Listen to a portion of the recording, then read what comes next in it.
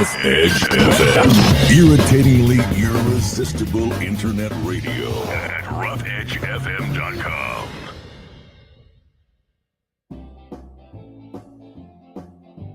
Looking for a great place for breakfast, lunch, or dinner? Try the Harbor Cove Cafe, located in the beautiful Ventura Harbor. This remarkable gem is locally owned and operated and serves a wide selection of breakfast, lunch, and dinner favorites, plus a full espresso bar and delightful tropical libations mixed up by our own Dr. Shocker. Visit them online at harborcovecafe.net or give them a call at 805-658-1639. Harbor Cove Cafe, located at 1867 Spinnaker Drive in the Ventura Harbor. With their delicious food and amazing beverages, the Harbor Cove Cafe is Ventura County's hidden treasure. But now you know where to find it.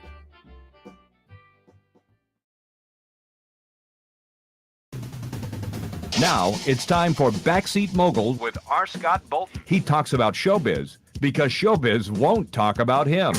Showbiz is a cruel and shallow money trench, a long plastic hallway where thieves and pimps run free and good men die like dogs for no good reason. There's also a bad side.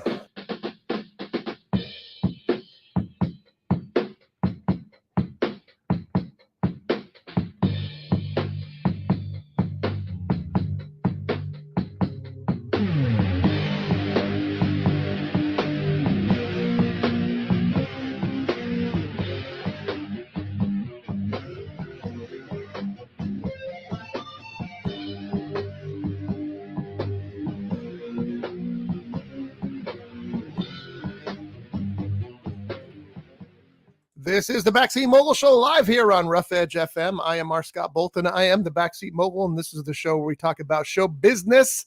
Sitting right, dang it, there is Johnny D. Johnny, good morning, sir. Good morning, Scotty B. How are you? I am okay, my friend. I'm doing just fine. So I wanted to start today by talking about televisions because they've come a long way in a very apparently short period of time. I mean, how long have you had a flat screen now instead of a box set? More than 5 years.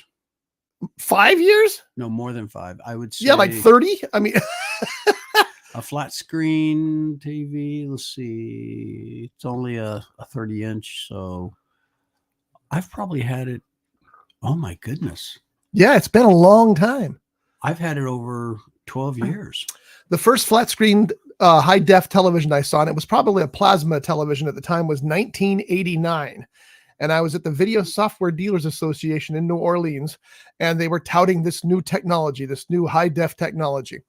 And they had this little display with this high-def screen in front of you that showed various pictures of nature, as I recall. And it was just people just lined up all around it, just staring at it in disbelief, because at that point, we were all used to those cathode tube televisions, which were kind of concave. Yeah. And you look on those TVs now and you think, how did I ever watch anything on those crappy televisions? But we were all standing around looking at that television. And I said to the guy standing next to me, I go, it's like looking in a window rather than looking at a screen, because everything was so crisp and clear. It was like, and that was in 1989. You know what the price of that television was in 1989? Oh, I'm going to say $4,000 or $5,000. $27,500. Wow. In 1989. I was way off. $27,500 for that TV. Nowadays, of course, they're a dime a dozen, and most of them are LEDs rather than plasma. They discovered that plasma suck up energy like insanity. My brother had a plasma television. When he replaced it, his electric bill went way down. They're just monsters for that. So the LED TVs are the ones that most people have today. They keep getting thinner and thinner. I was at Costco the other day, and there was a TV there. It couldn't have been a quarter of an inch thick. Yeah. It's stunning. It's really stunning. Now, you got some issues, of course. One of the things I don't like about modern TVs is they don't have a power button. You can only turn it on with a remote. Mm-hmm. That's weird, but that's the only way to turn it on. That is one thing I do like about my flat screen. Yeah, but how old is it? If you bought one today, I bet you wouldn't have a power button. No, you're probably right. And also the speakers. Where do you put the speakers? Now, mine are on the back of the screen, which is a terrible place for speakers, which is why so many people buy sound bars, because the sound bars project the sound forward. I mean, my television is against a wall, so my neighbors probably hear more of my TV than I do because the sound projects backwards. It's weird, but I think going from, I remember when I was a kid, I had a small little 10-inch black and white in my room. And thank God I did, because I could sneak at night, turn it on and watch Seymour and things like that. And then of course we all had the big box sets that, remember how much those things weighed? Mm-hmm. The last one I remember was the one that was in Bert's office. Bert was a television producer that both Johnny and I worked for. And he had this giant, it was a huge TV. It was like for a cathode. Is it cathode tube? I think it is. Yeah. For a tube television, we'll just use that. It was probably a 24-inch, 25-inch, 26-inch, something. It was a big TV, but it was so heavy I could barely move it. Well, how big was the one that was in your office? I don't remember. It was smaller than Bert's though. But I do remember Travis walking in there one day and lifting up as though it was a box of cotton. Yeah. Where do you want to put this? Like, dude, you are one big, strong young man. Well, he was one big man. He was, absolutely. But and now, you know, I've got a flat screen television in the living room, of course, and it's like it's not a big one because our house isn't big. It's like a 54-inch, I want to say, and then we have a 30-inch. Yeah, it's nice. It's like having a little movie screen in there. And then we have a 30-inch in the guest room, and they're both super flat televisions. You can easily hang them on the wall, and you know, and the detail is incredible. I tested out the 30-inch TV because we just acquired it the other day. And I was watching a scene from Fast X, which is, by the way, one of the funniest movies I've seen in a long time. It's hysterical. But anyway, the quality was amazing. It just, I looked at that and I go, if I was watching this on a square screen, how would it look? It wouldn't look right. It would be all pixelated and it would be horrible. But it's beautiful on this big flat screen. And as another thing I hated was, remember pan and scan VHS cassettes? Because the image was letterbox, but it had to shrink to a square. So they would scan back and forth if there were characters on each end of the screen. And God, that annoyed me. I watched Jaws that way, about threw up. It was horrible. Do you remember? Did you notice how I said you did it very well that time. Oh, thank you. Usually it's member. Oh, well, yeah, remember? Yeah. When we were doing the dialogue. We were doing dialogue scripts for yes. And I got to do Shaka Zulu. Yeah, that's a perfect example. Michael Caine. And it's like, okay, I hear them talking, but I don't see the one of the guys on the screen. Because the image was so big, but only so much could fit the screen. Anyway, I wanted to bring up this amazing technology and how it's come from these box sets to these flat screen TVs that are so flat, they're more like a painting than a television, and then to the football fans. Have you seen the videos of the 49ers football fans watching the last seconds of the game? There's dozens of them. And you know, the Chiefs won that game in the last final seconds, which is what Mahomes does. He gets pushed in the box and he fights his way out of the box, and he did it again. Again, not a football fan, but that's the way I see it. So there's all these videos, and I swear I've seen a dozen of them so far, where people are at football parties. So they got all these 49ers stuff hung all over the place, and their team loses in those last seconds, and people go crazy. They run up, they punch their fist to the screen, they throw a chair at the screen, they throw their beer, they knock it off the wall, they jump up and down on it. And you know, TVs are cheaper nowadays. They're not $27,500, but they're still $300, $400, $500 for those giant monster televisions. And these people are so pissed off about their team losing. Just if you want to see it, folks, just Google it. You'll find a dozen of them at least. These people just freaking out because and it's so much fun because the other people at the party are like this. They're they can't believe what they're seeing. It's just comical. But you know, I know that there are people who are that much into their teams. I know that football is America's sport. So I get being angry, but I don't get taking it out on your television. That's just bizarre. It's just the way it is. But anyway, there's dozens of these, and it made me think that we have all this technology from the box sets to these flat screen TVs, and these flat screen TVs are being destroyed because a football team lost. Oh, I've seen some videos where it shows the kids playing around in the those are accidents. That's a whole different animal. Or the cat jumps up to get a bird that's on the TV. Yeah. And the TV falls over, and not nearly as much fun as watching these guys freak out over their team losing and destroying a television. I mean, one of the videos, the guy knocks it off the wall, starts jumping up and down on it, and other people come up and they're joining him. That's the thing that I've never understood, because music is to me like football is to others. Mm-hmm. But when somebody's team wins the Super Bowl, what do they say? Oh, we won the Super Bowl. Well, you didn't. The team won the Super Bowl. Mm-hmm. Why? What's this? When Motorhead won a Grammy, did I go to work the next day and go, "Hey, we won a Grammy"? No. I It's agree with you. a weird thing. And the other thing is, I had another point about it, and I think it just went out of my head. It's just different. And I'm not dissing anybody for this. This is what they do. It's just the differences between their sport and my, let me rephrase that, their church, which is football, and my church, which is rock and roll. Right. And there are just some differences there that are weird. I mean, for example, when Motorhead lost Grammy, I didn't go up and beat the television up. You probably thought about it. No, I didn't. I just realized the Grammys are stupid. Oh, yeah. And they get stupider every year. They're as stupid as the Rock and Roll Hall of Fame. No, they're not. No, they're that was not worse. as stupid Rock as and Roll Hall of Fame is worse. It is the worst. It is the worst. It's not even real in my book. That brings up this. Now, isn't Ozzy nominated? Is that the word that I think he's nominated for solo artist, right? He's already in with Black Sabbath. But isn't he the one that said any organization that puts us in, what was his quote? I don't, was he paraphrasing Groucho Marx? Groucho Marx always said, I will never become, I don't want to be a member of a club that would have me as a member. Something like that. But for years, Black Sabbath either was never nominated or they always lost. Actually, I don't think they were ever nominated for the longest time. And I thought he had made a comment similar to that. I just can't remember what it was. But no, I used to enjoy the Rock and Roll Hall of Fame. And then when they started putting people in there, it's like, well, I'm sorry, that's not rock and roll. Dolly fixed that. Yeah. She cut a rock and roll album. That's right. And it was pretty damn good too. Which... Yeah, Black Sabbath is in the Rock and Roll Hall of Fame. I don't think Ozzy as a solo artist is, though. I think that's what he's nominated for.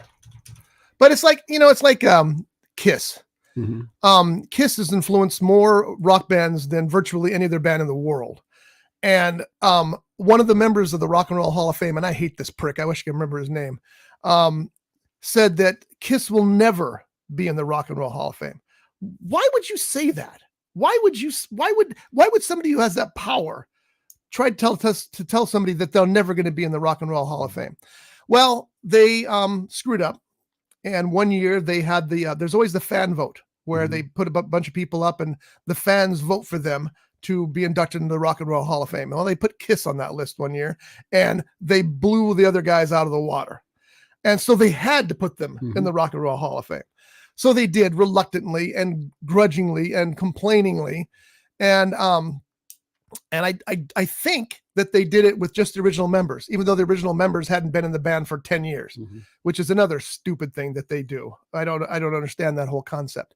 But Kiss went and they performed and they did their thing. And then they left and they said, you know what? That just sucked. They treated them like crap the whole time they were there. They were unhappy about it. And they said, they hated it. They hated the whole experience. And they're not the only ones that have said that, by the way. One of the things that I thought was hysterical was when Motorhead was, I think Motorhead's been inducted, which I'm stunned that they had that common sense. But they said originally that only the original members were going to be inducted. And people went, wait a minute. The original members were in the band for 7 years. The guys who have been playing have been in the band 27 years. What do you mean? We did that wrong and they fixed that at least. But that's my point. If you don't know, why are you in charge of the Rock and Roll Hall of Fame? I hate the Rock and Roll Hall of Fame. I remember when the Hollies were nominated and made it in. The original members, all that were still alive, which I think all of them were at the time, had gotten back together and performed on stage. And the guitarist who replaced Graham Nash, Terry Sylvester, showed up. I don't know if he was invited. I don't think he was invited, but they brought him up on stage. And of course, everybody else is dressed accordingly the way they're supposed to be. And if I remember correctly, Terry Sylvester goes up on stage. And he's wearing this big old green, looks like an army coat. Like, he didn't show up to go on stage. He showed up, say, what about me? Well, that's exactly the point. Yes. But he was not an original member. They picked these. Yeah, but had he been in the band longer than other people? Did he write songs for them? That's the thing that they don't take into consideration. I think he did. And by the way, Motorhead is not in the Rock and Roll Hall of Fame. They were nominated in 2002, but according to this list I'm looking at, they were not. So, are we shocked? No, because again, another band that influenced hundreds, if not thousands of other, but no, forget it. Why are we? I don't even want to give them any mention, good or bad. Well, I tell you what, we should get us some old TVs at work and beat them up. Go out into a field with a generator, have them turned on, and we're probably going to need a satellite dish so we can watch the Rock and Roll Hall of Fame stupidity and then blow the TVs up. The reason to watch the Rock and Roll Hall of Fame is the same reason to watch the Grammys. I don't like the Grammys much more than I like the Rock and Roll Hall of Fame, especially these days when they don't even broadcast any rock awards. But the performances are always worth watching, and the performances on the Rock and Roll Hall of Fame are usually very good. That's another one. Judas Priest gets an honorary nomination. The hell's an honorary You know what? I'm done. They don't need any more publicity from any of us. So let's talk box office. I went to see Argylle finally, and Argylle was a blast. It's often ridiculous. At times, it makes The Beekeeper look like a documentary. That one dance sequence, and I'll just leave it at that, because you know what I'm talking about, because you've seen it, is utterly ridiculous, but hysterical. You're talking about the ice skate dancing? No, that was not dancing. That was ice skating. Talking the dance sequence. We'll talk off air. Okay. Stunned, you don't believe it. Oh, you don't wait. Remember. Stunned it's the biggest production piece in the whole film. Yes, I remember it now. Okay. It's ridiculous. But it is a big, splashy movie with terrific performances and a terrific cast. Seeing Catherine O'Hara get brained with a monkey wrench is worth the price of admission alone. It's and by the way, I love Catherine O'Hara. It's just funny to see her in that situation. Her character. Yeah. It's just funny to see Catherine O'Hara in that situation. She usually plays a mom. She says she plays a mom in this, or does she? You'll have to see. But I love the score. I love Matthew Vaughn. That's the director's name, right? Matthew Vaughn, I think it is. I love his style. He puts so much style into his movies, and it was a ton of fun. Unfortunately, it's tanking miserably at the box office. I think the budget was $140 million, and it's just hit $65 million now worldwide. So it's not going to make its money back, and in fact, it's going to take a pretty hefty loss. And that's too bad, because I'd like to see more of these. The interesting thing, and I didn't realize this until the very end sequence, of course, is that this is another installment, kind of, in the Kingsman series. That's right. And I did not realize that until it was all the very last sequence, and you go, oh, now it makes sense. But it was good stuff and a lot of fun. But sadly, it's tanked, and a lot of movies are going to go this way. Madam Web this weekend is suffering badly. The studios have got to find a balance, and I realize that some of these movies, they didn't have time because of production and closeness to COVID, but they got to find a balance between those budgets and the box office. You want to do something like The Beekeeper, which costs $34 million and is now 34 to 40. They're saying now, $135 million. Smash hit. And that's not a huge gross. $135 million is not a ton of money, but because the budget was so low, it's enough to guarantee at least a sequel and maybe some spin-offs. So that's what they've got to find. They got to find that balance. That's not always easy, especially when you got, Brad Pitt, who wants $20 million a movie. Well, $20 million out of The Beekeeper would have been left him with $14 million to make the movie with. Can't be done. So there's got to be this balance that's figured out.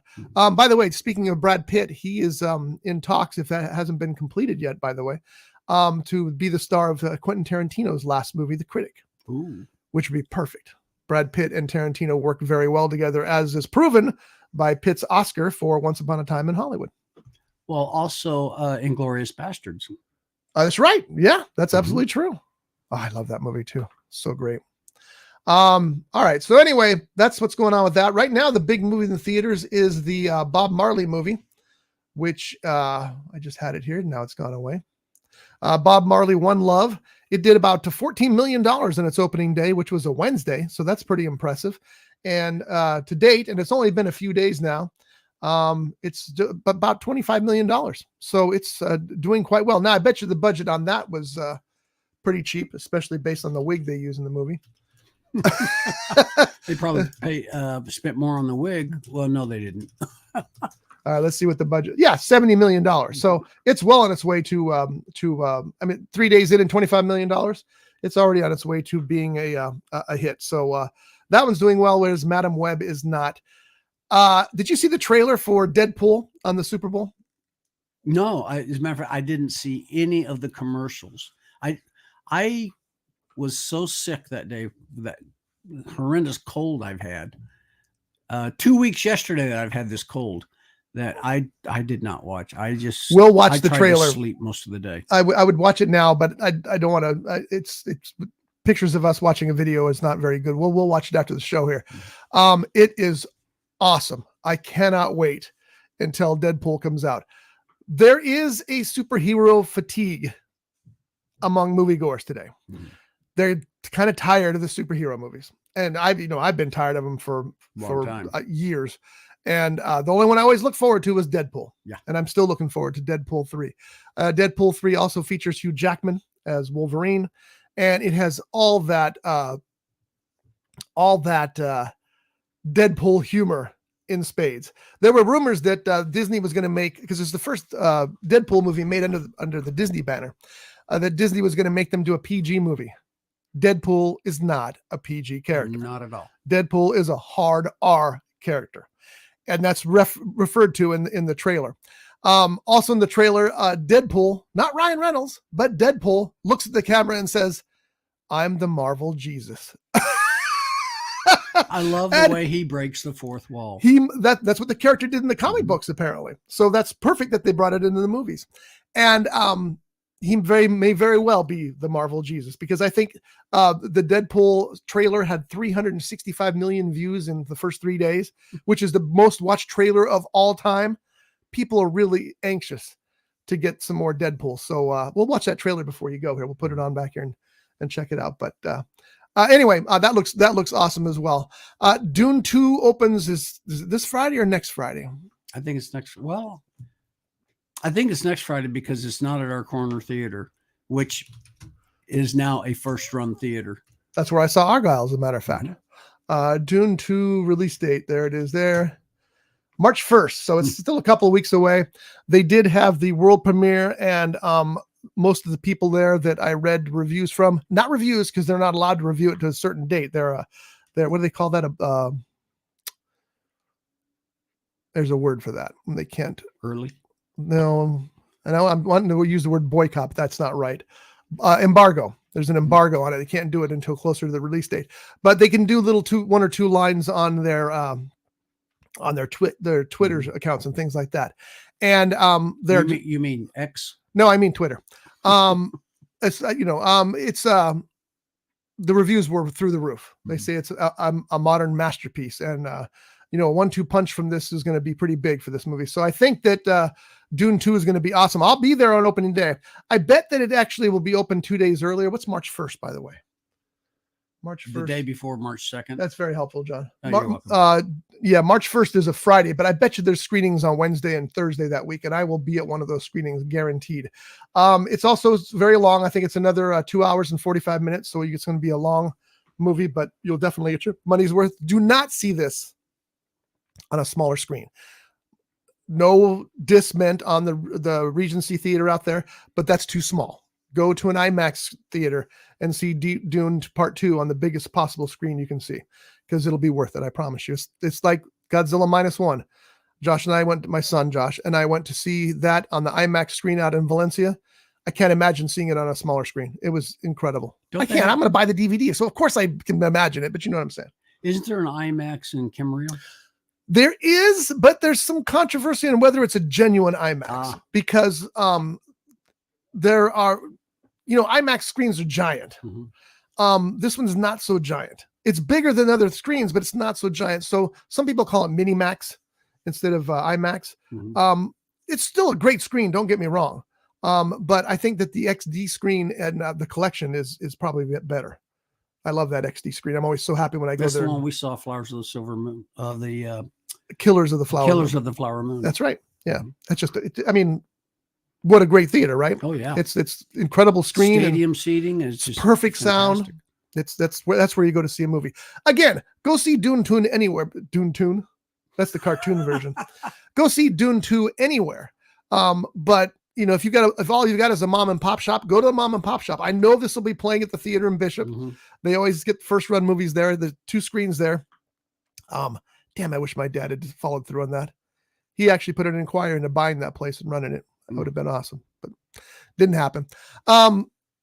Anyway, go see it wherever you can see it. But if you can, the bigger the screen, the better, I'm sure, with Dune 2. You know how I like to listen to KFI, AM talk Yeah. radio, which really surprised the out of me, considering in my early days, I did not care for talk radio at all, except for Mark and Brian.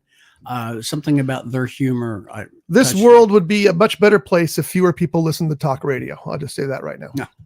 And I'm guilty of it too, but it'd be a better place if we didn't listen to that. But anyway, it was about a week or so, maybe 2 weeks ago. Except for Bill Handel, maybe.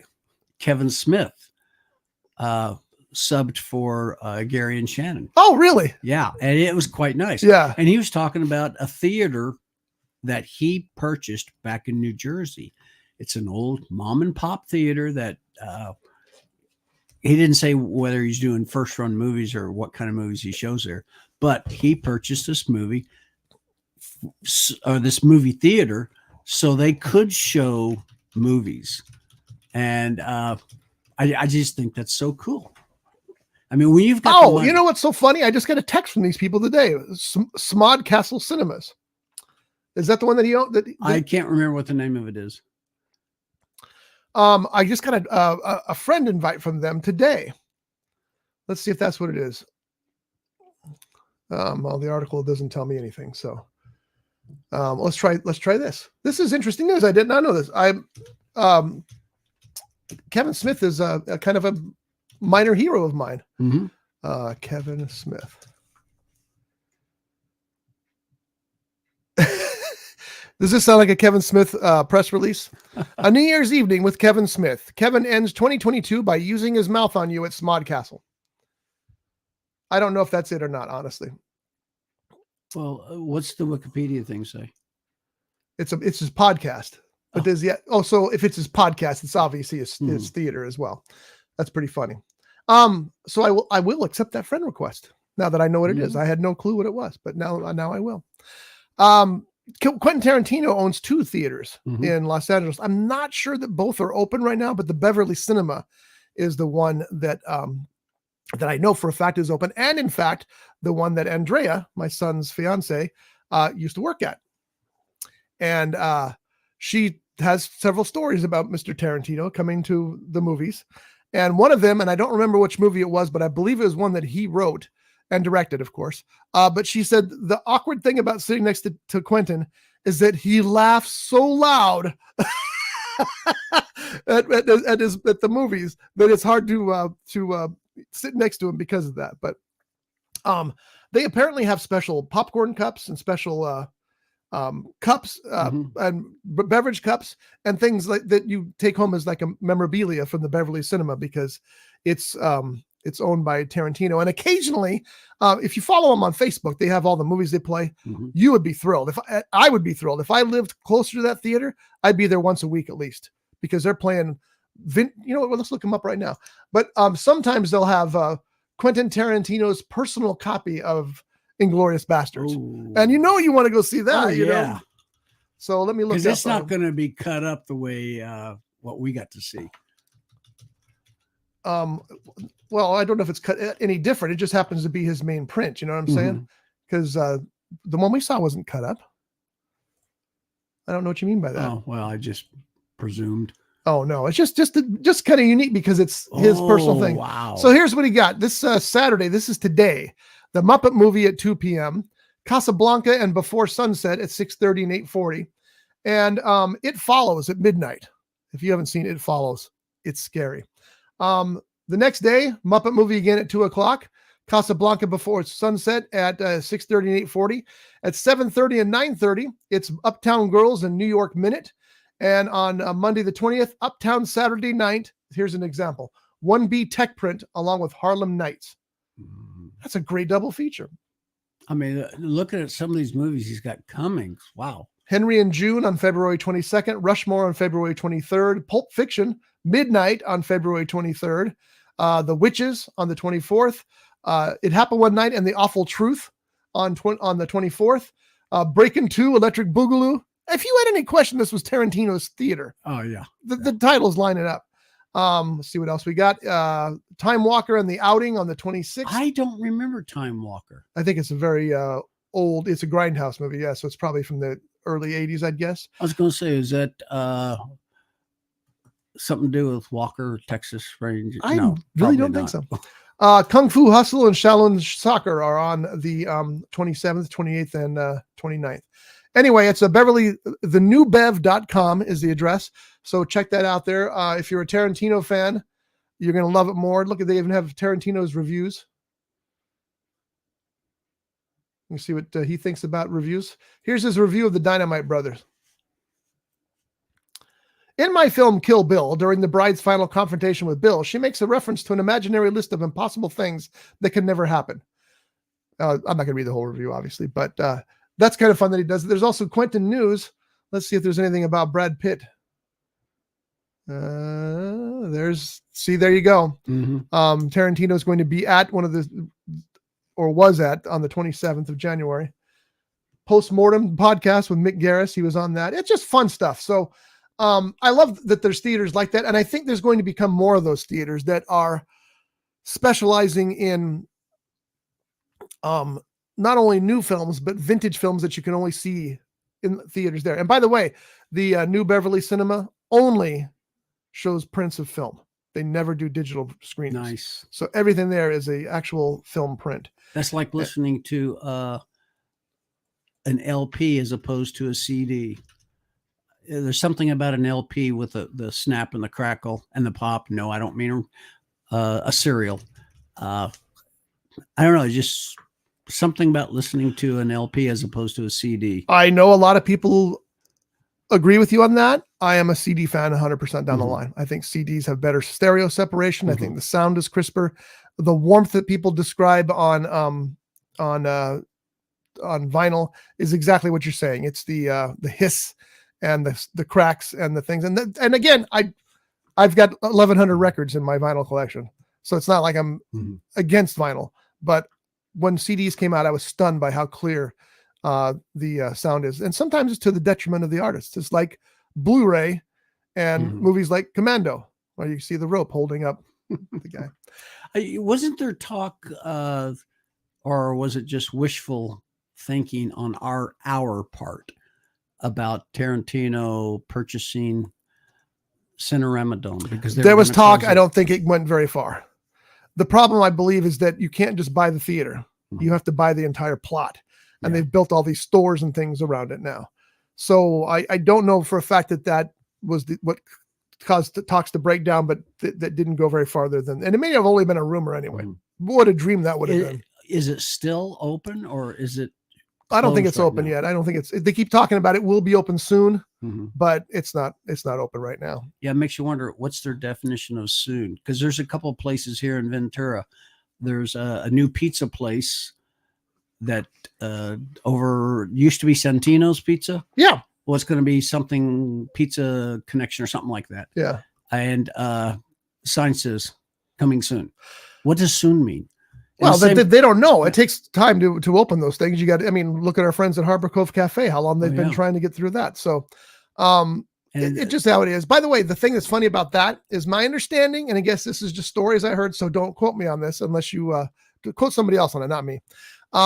That building is owned by Dr. Cocaine. Do you remember Dr. Cocaine was in that building?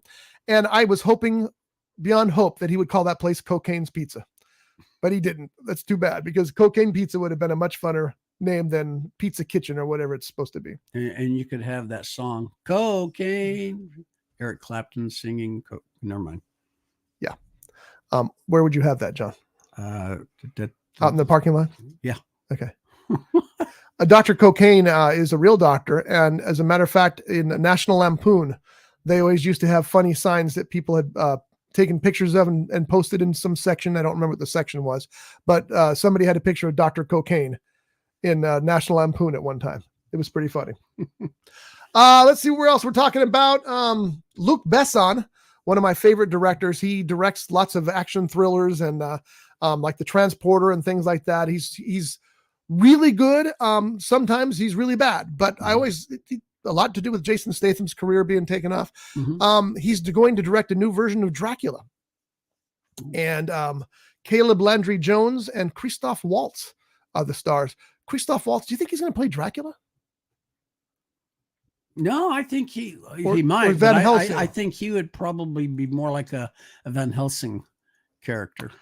Variety understands that Christoph Waltz is in talks to star. So I don't know if that means. I don't know what that means. But anyway, we'll check that out. By the way, Last Voyage of the Demeter is on streaming now. That was that vampire movie that you wanted to see. So with a terrible title. Speaking of which, let me go back to Argylle a little bit. I think part of the problem with Argylle's box office is the title. It's a terrible title. I understand why it's called Argylle, but people think it's a documentary about socks. You need to say Argylle the Spy or something like that, something to show people it's a spy movie. It's not, I mean, Argylle doesn't tell you anything. Yeah, they could have called it Agent Argylle would have worked. That would have been fine. Yeah. Titles are so important because if you see a title and you don't know what it's about, I mean, it's like Dead Dick. Obviously, you know that's about a dead detective. And I know a lot of you are thinking otherwise, but that's what it's about. Yeah. And you got to have some kind of, not just one word. Sometimes titles will kill things. It's like The Great Mouse Detective, the Disney movie. Disney was famous for this. That movie did okay. It was very successful. People loved it. You know what the original title was? Basil of Baker Street.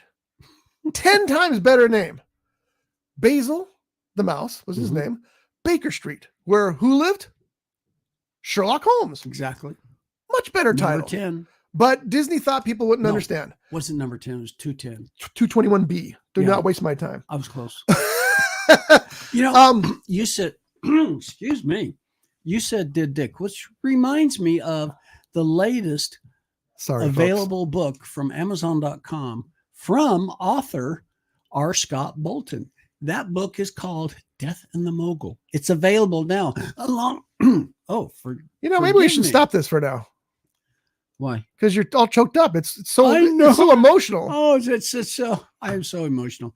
Not only is Dead Dick available, not only Dead Dick is available. Yes. And so are all the other R. Scott Bolton books. So go to Amazon.com, type in R. Scott Bolton, author, and it'll give you a plethora of book listings. Look it up. Good luck. And you will not be disappointed by R. Scott Bolton's book. And we just had Valentine's Day. So you could have bought books as a present for your loved one. Nothing says Happy Valentine's Day as much as Dead Dick. But I'm going to tell you right now, we have March 17th is St. Patrick's Day. So buy books, R. Scott Bolton books, for your loved one. Doesn't even have to be a loved one. It could be your next door neighbor. My wife just told me she may not be around on March 17th. Oh, is she not feeling No. She might be going to see her sister. Ooh. So my question is, who's going to drive me home? I'm going to have a problem. We'll have to work that out. Oh, yeah. But R. Scott Bolton books, Amazon.com. Go there. If you have Amazon Prime, you're going to get free delivery. So you will not be disappointed. Buy our Scott Bolton books. Wow. John's really into it today. Okay, so where are we sitting here? Let's see what else we got going on. We got Dune 2. We talked about Christopher Nolan, the future Academy Award winner, because I think Oppenheimer is going to take most of the major awards, says he wants to do a horror movie. I'm not sure I want Christopher Nolan to make a horror movie. The way that man immerses you into his films, that'd be pretty terrifying. Who did? But I'd pay for it right now. So who's the director on that Leonardo DiCaprio movie where it shows the was it called not Inception? Was it Inception? That was Christopher Nolan. Well, that wasn't really a horror movie. No, it was science fiction, big time. Yeah. Big time. John Hamm, one of my favorite actors and one of the best actors in the business. He's just so incredible. Is joining the cast of Taylor Sheridan's new series, Landman. Taylor Sheridan, of course, hotter than hell because of Yosemite and other things like that. He's going to be starring in the show. Let's see if we can find out what it is about. It also stars Billy Bob Thornton and Demi Moore. Demi Moore's been around in a couple of things. Was she in Argylle, was it? She was in something I watched. She was. I don't remember it. But I think it's kind of funny. John Hamm to star in Landman kind of rhymes. It doesn't, but I see what your point is. The show is designed to delve into a modern story centered around the pursuit of wealth within the oil sector.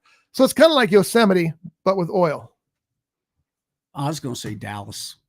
Well, I know, but it's Taylor Sheridan, so I said Yosemite. Yeah, that's not Yosemite. It's Yellowstone. What is? Oh, that's right, Yellowstone. See, well, you had the Y right. I'm glad you said that because I don't watch that show. My wife and I, perhaps the only people on the planet who don't like that show. We watched the first season and we were so disappointed. And then at work every day, people would come in. Oh my God, did you see what happened on Yellowstone last night? And I'd say, what do you mean, Yosemite? And they say, no, Yellowstone. And we didn't because we stopped watching after the first season, but so we kept telling ourselves, maybe we should go back and give it another try because I am a fan of Taylor Sheridan. He's done some really great things, but I just couldn't get into Yosemite or Yellowstone. When I was house and babysitting for you and Shelly last year. By baby, he means our babies, our doggies. I binge watched a lot of Yellowstone. I found the channel and it's like, oh, really? And I really, really got into it. Yeah, most people did. There's a lot of action. The thing that bothered us about it was it's just a soap opera.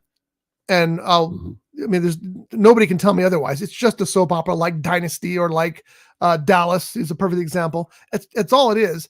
But with more action. I don't know. I don't know if I can agree with that. I liked it the way they took. The action's different because modern action is a lot more intense than television action in Dallas, but I'm not sure that there was, I don't know. They did things in it that I just didn't understand. Did we just have an earthquake? Well, for those who do watch it, they're going to get this reference. I really liked it when they were taking people to the train station.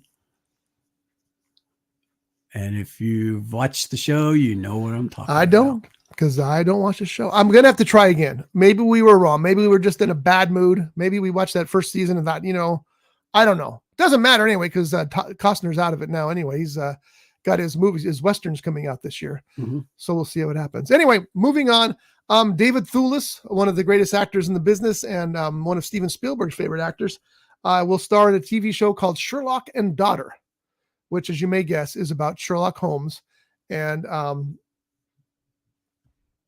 daughter. Can't be Sherlock Holmes' daughter, right? Why not? Well, because they keep changing Sherlock Holmes' character.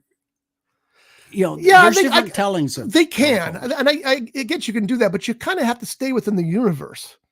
So maybe, I haven't read my Sherlock Holmes books in ages. Maybe there's something in there that I missed.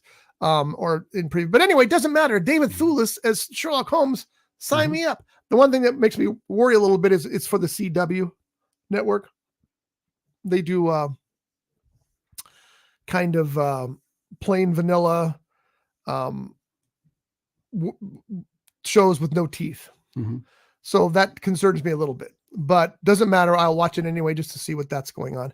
And finally today, good news and bad news. Evil is returning for season 4. Have you seen Evil? I started watching the first season, and I don't know. It is such a good show. I know it, and I really enjoy the actors in it, especially the evil one. Yes. He is such a his wife, if they're still married, her TV show on, I believe, God, I hope it's CBS. It's called. This is one of those times where John talks about people and he has no idea what their names are. Yeah. The TV show is going to be called Elsbeth. Okay. And it's a character that this actress played in The Good Wife. Oh, so it's another Good Wife spinoff? No.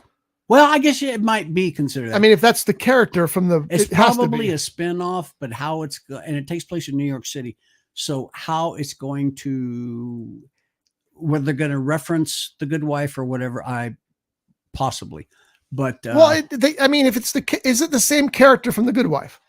Yes. Then it's a Good Wife spinoff. And it's the same actress playing okay, then it's definitely there's no question that it's a spinoff. But I don't know who you're talking about. You're talking about Michael Emerson? Yes, his wife. Okay, Michael Emerson is the evil in Evil, and he's pretty good too. The bad news though is it's going to be the last season. They're going to close out Evil after season 4, so that'll be the end of it. I actually don't have a problem with this happening to shows. I think it's smart sometimes to go out while the getting is good, because a lot of times they go on too long and you end up with Starsky and Hutch going after devil worshippers. There comes a time when you need to say, you know what, we're just out of stories. Mm-hmm. We got to move on. And by the way, you can always find stories, but are they stories worth telling? I don't know. Maybe not.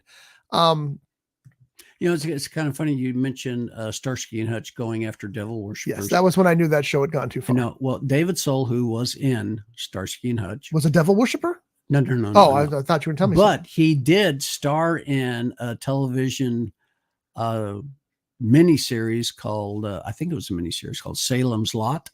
Yeah, that's right. So it was a movie. See the connection there? No.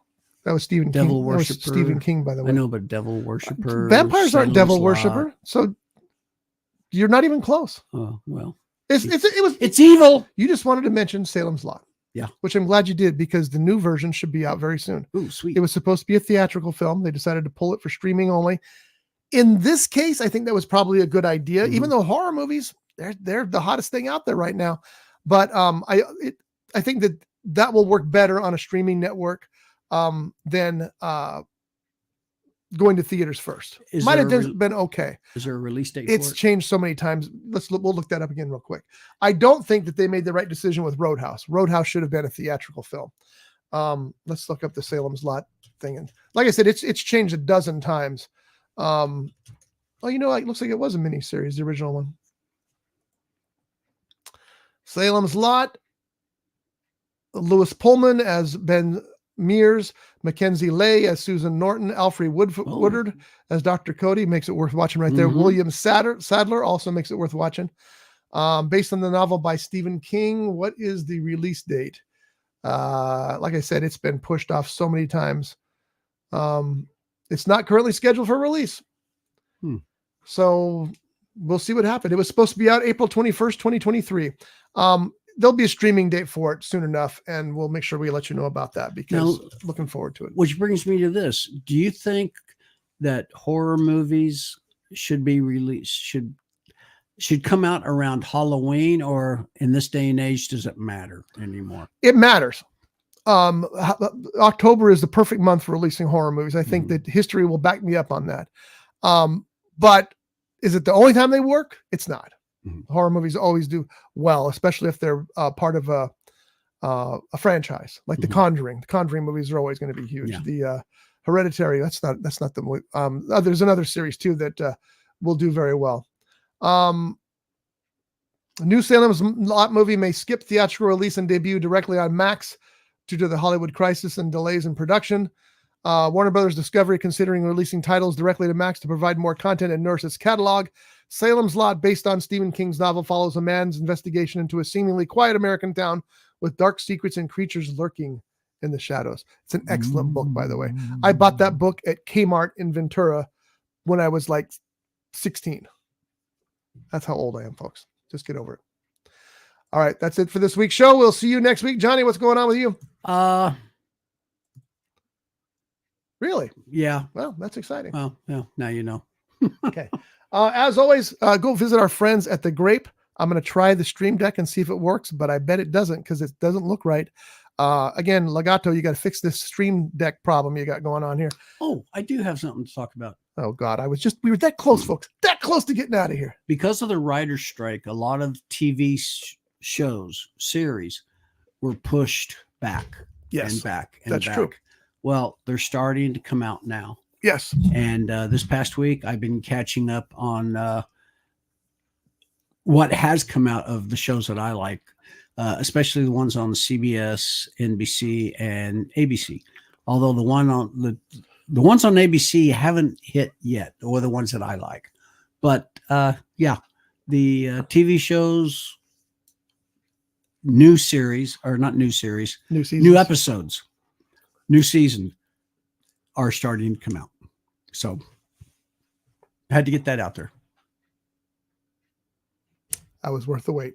Go to The Grape. They have the best, some of the best cocktails in Ventura County. They have live jazz and comedy that is a blast to go see. Some of the acts that go through there. No, all of the acts that go through there are terrific acts. Tuesday night is their Gratitude Tuesday night. It's an open mic night, and that is their busiest night by far because everybody goes out there and they just have a party at The Grape. So check it out. I'm going to try pushing the button now. Oh my God. Brought to you by The Grape. See you next week. Ventura County's premier jazz venue and cocktail lounge, located at 2733 East Main Street in Ventura. For menu and music schedule, visit them online at thegrape.club. This has been a Rough Edge Studios production.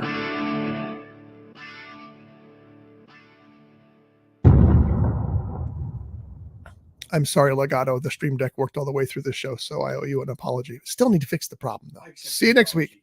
John's mic is off, so you can't hear him. He's trying to be funny. It's not working. See ya.